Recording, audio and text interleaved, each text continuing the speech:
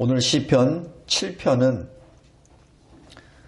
사울의 이름으로, 사울 왕의 이름으로 다윗을 대적하는 베냐민 사람 구시의 주장 앞에, 하나님 앞에 다윗이 부르짖는 기도 내용입니다. 여기 1절에 보면은 여호와 내 하나님이여 내가 주께 피합니다. 나를 쫓아오는 모든 자들에게서 나를 구원하여 내소서라고 부르짖습니다. 성도 여러분, 왜 하나님은 하나님의 사람에게 이런 고난을 주십니까? 왜? 다윗은 하나님이 기름 부어서 왕으로 세우신 자이잖아요. 그죠? 그런데 왜 하나님은 다윗에게 이런 고난을 주셨습니까? 그냥 하셔도 되실 텐데. 그리고 하나님이 계속해서 지혜를 부어주시고 성령의 충만함을 주시고 하면은 다윗이 하나님의 뜻대로 통치를 잘하는 왕이 될 텐데 왜 하나님은 굳이 이런 고난을 주셨습니까? 왜 고난을 허용하셨습니까? 오늘 주제 7편, 시편 7편에서의 주제 딱 하나입니다. 왜 고난을 주셨습니까? 우리 이스라엘 백성들을 애굽에서 출애굽하신 다음에 하나님은 어디로 인도하셨죠? 가나안 땅으로? 아닙니다. 광야로. 왜 광야로 인도해 주셨습니까? 그동안 400여 년 동안 고생 많이 했는데 좀 쉬도록 젖과 꿀이 흐르는 그 땅으로 인도하시면 얼마나 좋았을까? 그러면은 이스라엘 백성들이 헤매지도 않고 오히려 하나님이 주시는 공급하시는 그 평강 가운데 하나님께 더 예배를 잘 드리고 하나님의 말씀을 잘 들었을 텐데. 그죠? 우리 인생도 마찬가지예요. 예수 그리스도 밖에 있다가 예수 그리스도를 믿고 난 다음에 짜잔 하고 바꿔서 내가 믿는 그 순간부터 나의 삶이 전부 다 형통해져서 진급도 하고 출세도 하고 돈도 벌고 결혼도 하고 이 세상에 떡적지근하게 놀라게 결혼도 하고 아이도 많이 낳고 하면 얼마나 좋겠습니까? 병도 낫고. 그런데 우리의 실제 생활은 예수 믿는다고 변화되나요? 똑같습니다. 오히려 예수 믿는 것 때문에 더 힘든 일만 생기죠. 주일 성수해야 되잖아요. 놀러 가지도 못하고 또 그때 일감이 더 생겨서 돈을 갑절로 준다는데 그 손해보기에는 너무 아깝고 주일만 나옵니까? 수요 예배도 나오라 그러지. 수요 예배만 나옵니까? 새벽 예배나 매일 예배도 나오라고 권면하지. 그냥 전부 다 멍해죠. 멍해. 기도하라 그러죠. 말씀 읽으라 그러죠. 순종하라 그러죠. 전에는 없었던 그 멍해가 계속해서 닥쳐오죠. 성도 여러분, 왜 이스라엘을 출애굽한 다음에 왜 광야로 인도하셨습니까? 우리 요한계시록 12장 한번 보시기 바랍니다.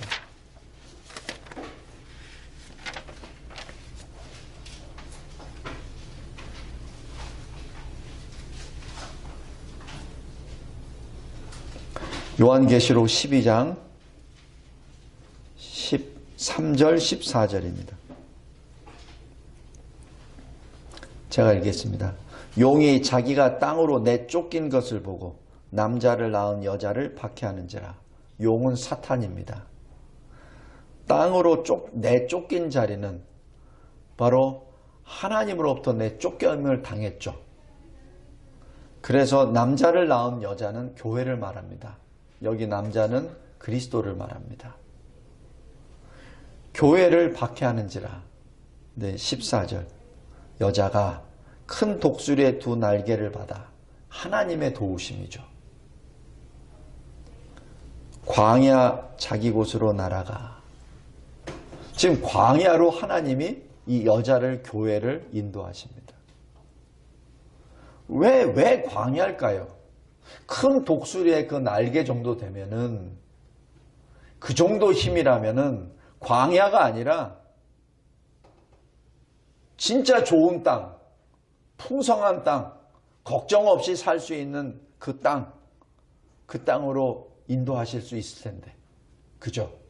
근데 광야로 가십니다. 근데 광야가 뭐라 그러죠? 자기 곳이라고 합니다. 왜? 하나님이 정해놓으신 장소란 얘기예요. 그곳에 얼마나 있죠? 한때, 두때, 반때, 1년, 2년, 반. 그것이 3년 반, 7년의 절반, 1260일.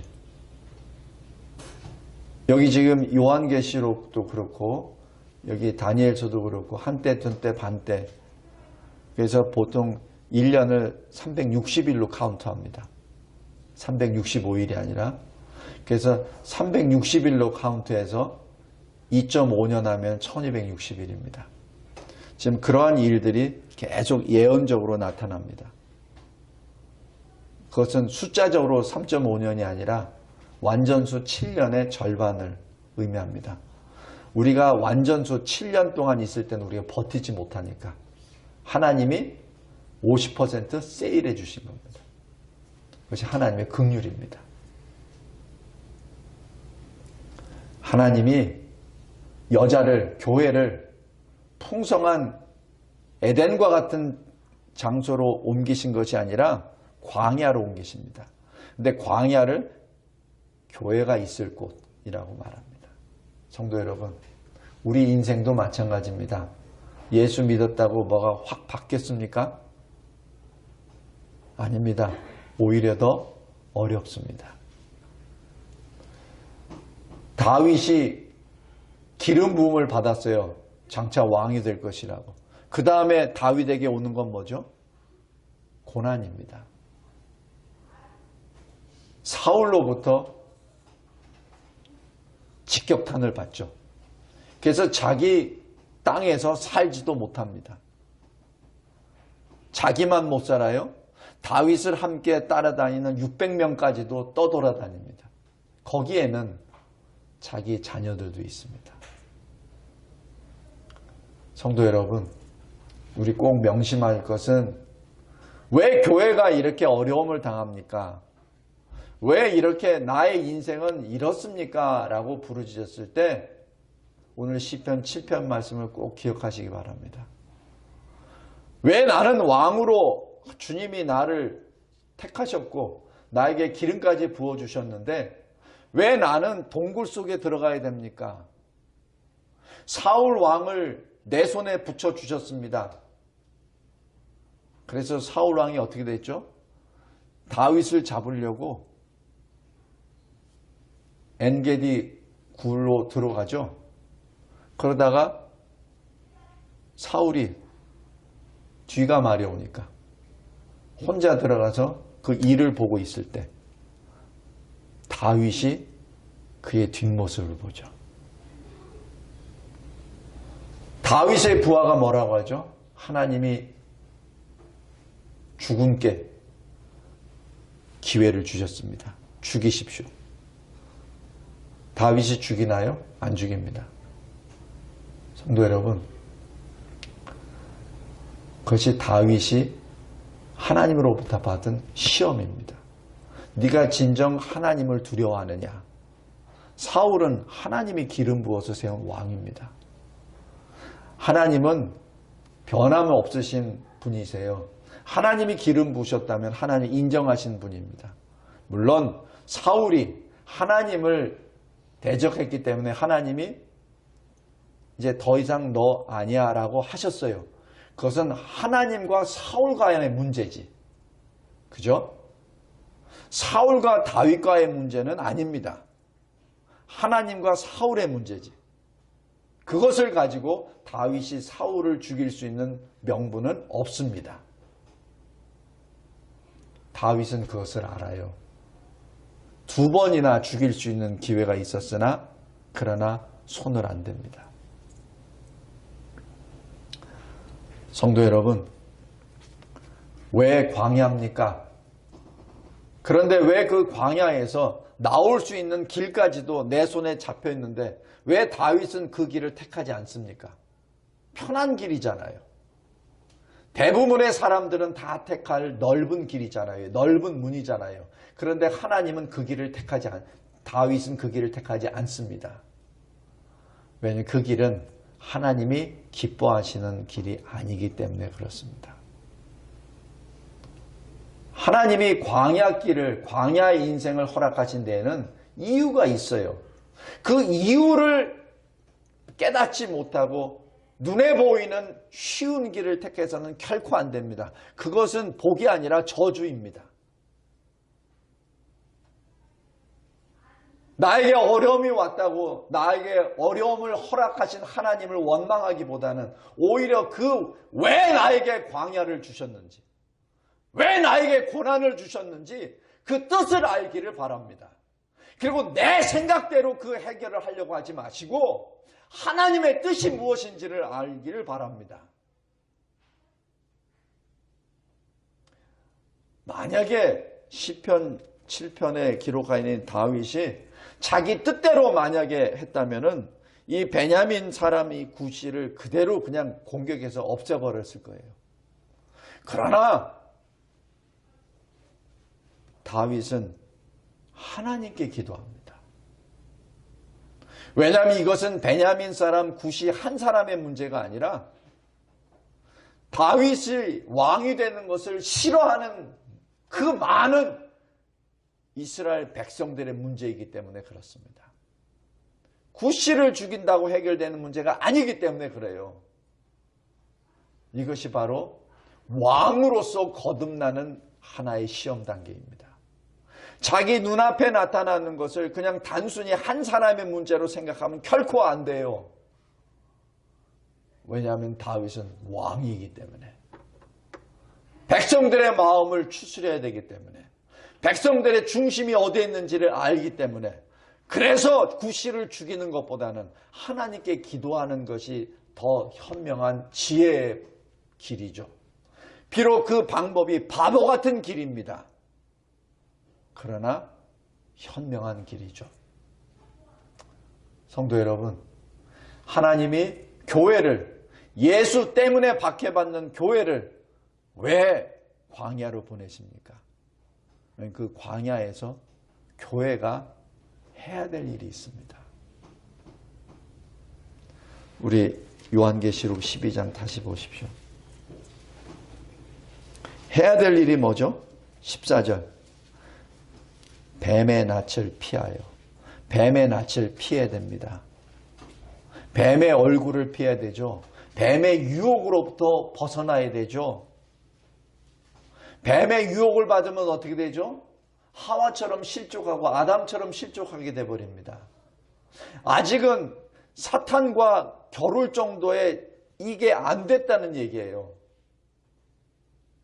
하나님이 지켜주실 수도 있어요. 그러나 하나님은 그냥 계속해서 철부지 아이와 같은 교회를 원하지 아니하십니다.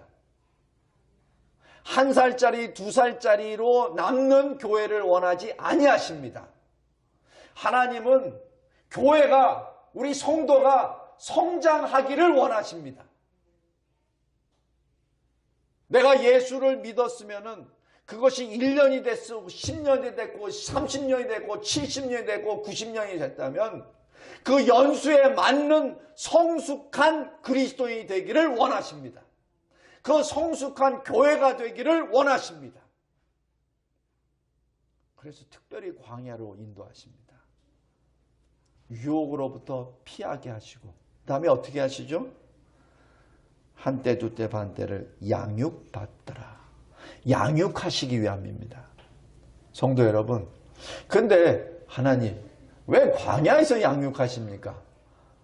유토피아에서 양육하시지. 그러면 얼마나 서로가 좋을 텐데. 성도 여러분, 이미 아담이 유토피아에서 시험 당했잖아요. 이미 우리가 경험을 했습니다. 내 몸이 편안하면 하나님을 떠나요. 하나님은 그 인간의 그 죄성을 너무나도 잘 아시기에 광야로 몰아가십니다. 성도 여러분, 우리 각자의 인생 가운데 고난이 있습니까? 아마 없다고 생각하는 사람은 없을 거예요. 다 고난이 있죠. 왜 고난이 있죠? 우리를 키우시기 위함입니다. 우리의 믿음을 더 강하게 만드시기 위함입니다. 우리의 말씀을 읽고 깨닫는 그 지경을 더 깊게 하시기 위해서입니다. 우리의 기도의 능력을 더 주시기 위함입니다. 우리의 찬송의 노래가 더 의미 있는 찬송이 되기 위하여 주님이 이 광야로 정하신 그 기간 동안에 우리를 몰아가십니다.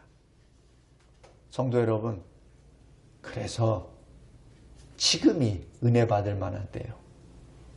이때가 구원받을 때라고 고린도 후서에 기록되어 있는 말씀이 바로 그 얘기입니다.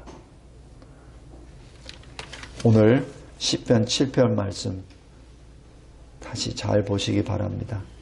1절, 나를 구원하여 내소서. 다윗은 결코 자기 손으로 자기를 대적하는 구실을 공격하지 않습니다. 왜냐하면 이 문제는 그렇게 해결된 문제가 아니기 때문에 그렇습니다. 하나님이 하셔야 되기 때문에 그렇습니다. 성도 여러분, 우리가 이 시대에 동성애 문제도 있고 공산주의 사상도 문제가 있고 하나님의 말씀을 이상하게 틀어버려가지고 설교하고 궤변적으로 삶 속에 적용하는 이상한 거짓 선생들도 많이 있는 이 시대에 살고 있습니다. 이때야말로 다윗처럼 부르짖을 때입니다. 기도할 때입니다. 그것을 다른 말로 깨어있다라고 표현합니다. 왜냐하면 기도는 하나님과의 호흡입니다. 기도를 안 한다는 얘기는 호흡을 안 한다는 얘기죠.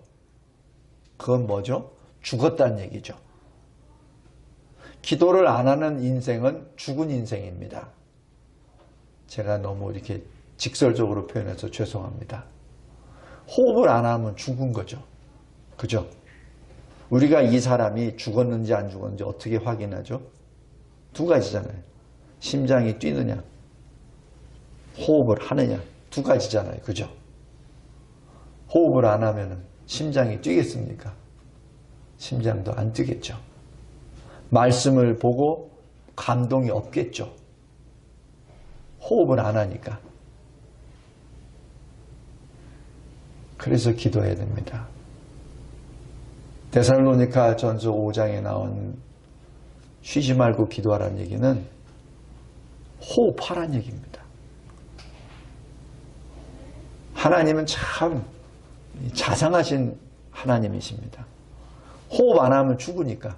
근데 더 중요한 거는 우리가 죽었는지도 몰라.